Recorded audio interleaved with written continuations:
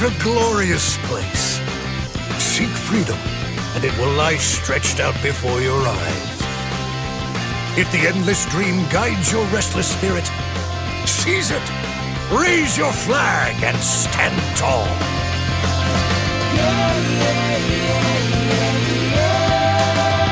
I think back to the time when my search first began. I left behind those shores of sand for the endless, everlasting world out there. I know that with this burning passion driving me, someday, somewhere, I'll finally see the light I have searched for everywhere. This is Nepal. Nepal is a landlocked country in between China and India. It shares its borders with only two countries, China and India. So mostly Hindu population, 31 million people there. It's a nation that has quote unquote never been colonized. So while they did have like a strategic alliance with the British Empire while they were colonizing India, they themselves were never colonized. It also has been a site of political struggle over the last like 30 years, like pretty consistently. So like going from like the late 90s into like the 2000s, there's been a dedicated and strong Maoist communist political movement, right? And this was like a revolution, like a violent revolution at one point in like the 90s, late 90s. And then in 2006, there was a little bit of like a peaceful revolution is what they call it. The Maoists entered the political process in 2006. They emerged as a third largest party. There's also a very strong monarchist faction. There's been a Hindu like monarchy as recently as 2006 when they switched. I believe they switched from a monarchy like recently. There's been a lot of discontent on social media via the Gen Z in Nepal about inequality in general, inequality between the average worker and party loyalists and politicians who are in the party, just outright corruption. They're seeing their material conditions stay the same or get worse, while the rich of Nepal live lives of fantasy. This has been expressed a lot through the idea of like Nepo babies, and this video is like a good example of this. The trend has started, exposing every corrupt politician, every corrupt kid. Don't let it die. Don't stop. This time we fight. It's not earned money, it's looted money. Looted from us, the Nepali people. They live in luxury. We struggle to survive. They buy Hilton hotels. We can't afford rent. Christmas tree of Hermes, Gucci, Chanel, Birkin. Where is the money? Where is transparency? If it's clean money, why only a few rich? Why some barefoot, while others drown in luxury? This is corruption. This is our fight. The trend. Yeah. And it's not the only one. Here's another one.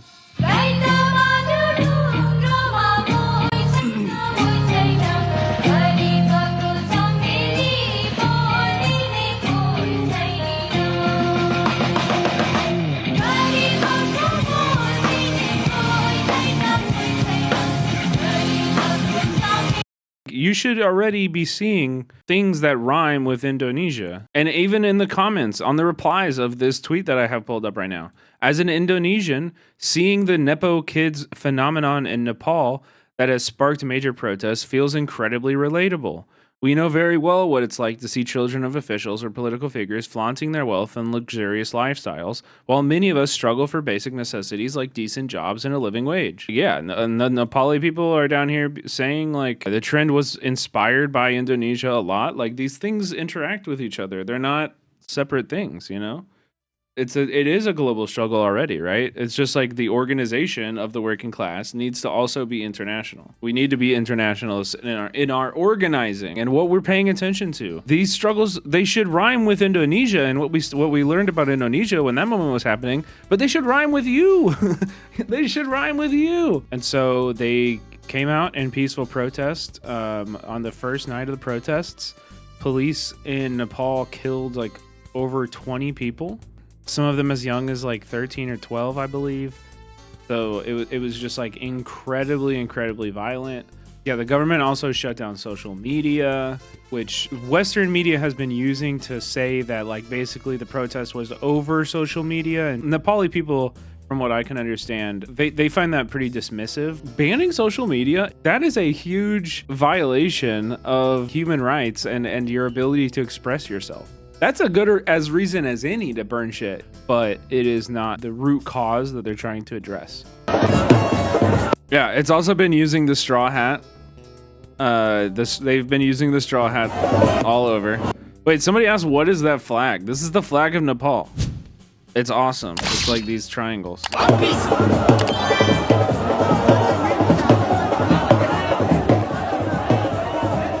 Around the streets earlier, but there seems to be no one in charge. The handmade one. Oh. I was walking around the streets. It's so cool. It makes me want to. Oh my god! It makes me want to fucking cry, bro.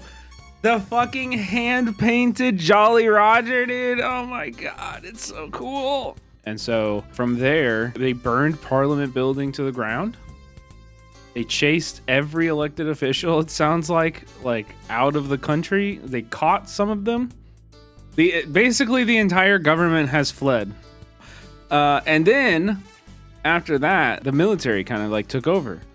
And so the army has been like holding power in Nepal. And, you know, as far as I understand, are still holding a lot of power in Nepal. And Gen Z has been trying to build the organization to express their political will and actually challenge these like structures within the country. That's kind of where we are now. And so there's a lot of info I don't know. There's a lot more I want to check out. There's also a lot of context in the history that like informs this and especially informs the like Western leftist reaction to this. Like there's parts about this struggle that I definitely don't understand that have to do with caste, that have to do with Hindu religion and how Maoism was tailored specifically for this culture. It's not my place to, you know what I mean? I'm not going to sit here and act like I understand those things. And for the record, also, a lot of the people that I've seen posting about this from Nepal, the people that I'm speaking with personally, are like incredibly well-read Marxists. And they are standing with the students and against this shit. So like, what are we doing? Like, I'm going to trust the people who are on the ground there, that they know what they're going through and what they're struggling against better than some fucking guy who I just saw. Here, let me pull up this goddamn tweet, dude. Nepal looks like a color revolution. The burning of the Communist Party offices. They shot kids, you fuck. Yeah, like literally, stop thinking so fucking hard, man. They're shooting kids. They know what they're going through. They know exactly what they're going through. Better than you, actually. To dismiss mass rebellion and a bunch of young people, teenagers, children, going out in the streets and fighting the fucking cops, to dismiss that kind of anger and desire for change is so fucking, like, it's so anti-solidarity. It's so, like, just useless. It's such a useless analysis. I cannot tell you. I have no use for it. It's useless. What are we learning from you calling this a color revolution? It takes agency out of these people's hands. Like, these people are risking their lives willingly. They're tasting collective power. How did you come into struggle? What are the principles that you're coming to this with? If you see masses of people on the streets risking their lives, challenging state repression, and you think, oh, they must not be doing this for the right reasons.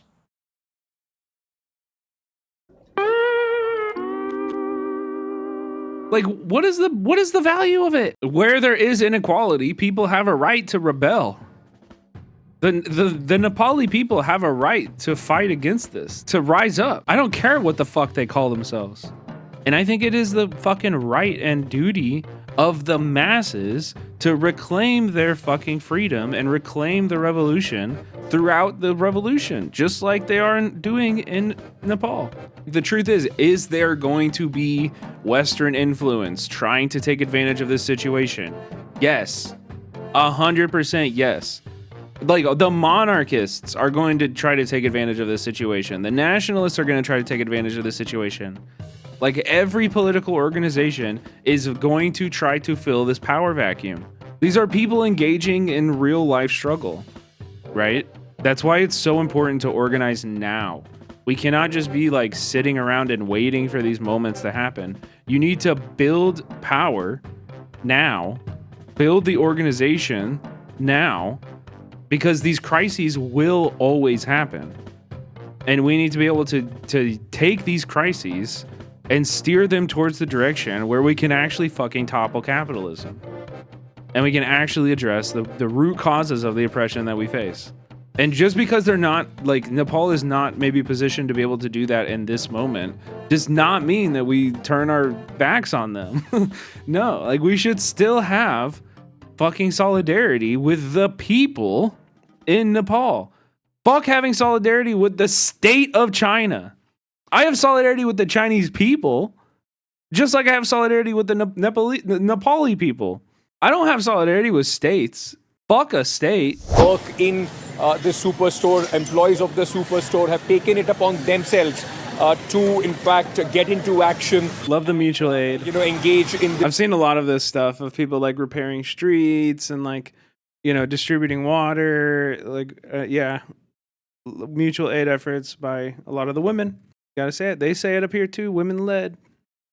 W ladies. Yeah, it's women of color in America that lead this shit too. The Community Self-Defense Coalition in LA, led by women of color. The encampment movement at UCLA, led by women of color. Like, it's the most consistent part of any organizing space you're going to be in. And to be clear, it does seem like there is a very like strong class consciousness that is either developing or exists already that is being tapped in with this struggle. They've totally overthrown the entire ruling regime. In a matter of 48 hours.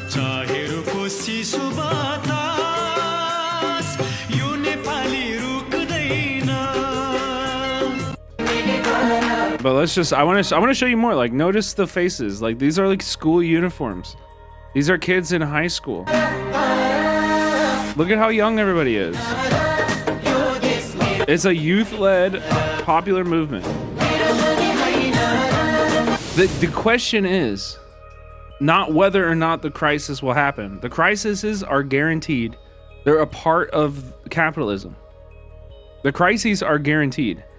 It's whether or not we have the organization to be able to actually take advantage of it and challenge the political structures that we need to challenge to actually address the root causes of the oppression.